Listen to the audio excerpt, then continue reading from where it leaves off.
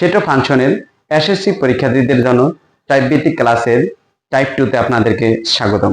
আজকে আমি টাইপ 2 তে একটি অঙ্ক নিয়েছি যেটা যশোর বোর্ড 2023 সালে এসেছে। এটা দেখুন আছে দেওয়া আছে f of x equal to x cube minus 2x plus 3 হলে f of minus 3 equal to what? আপনাকে f of minus 3 নির্ণয় করতে বলেছে, অর্থাৎ f of x এর পরিবর্তে আপনি f of minus 3 বসাবেন। এখানে f of x এর পরিবর্তে f of minus 3 বসান। এখানে x এর মান কত? মাইনাস 3, তার উপরে কি কিউব, মাইনাসের মাইনাস, 2 এর 2 কিছু নাই, মানে এটা গুণ আছে। এবার x এর মান কত?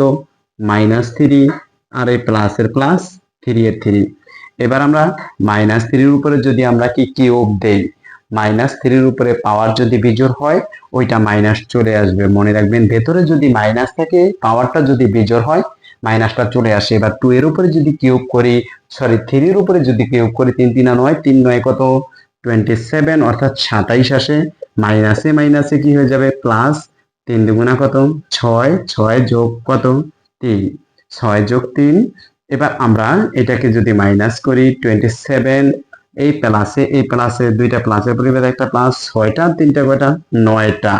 তো এখানে প্লাসে মাইনাস আছে 27টা, প্লাস আছে 9টা।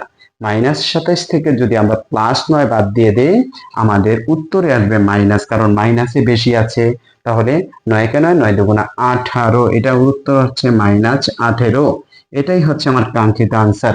দেখুন এই অঙ্কগুলো খুবই ইজি, অথচ বিগত বোর্ড কোয়েশ্চেনে এসেছে।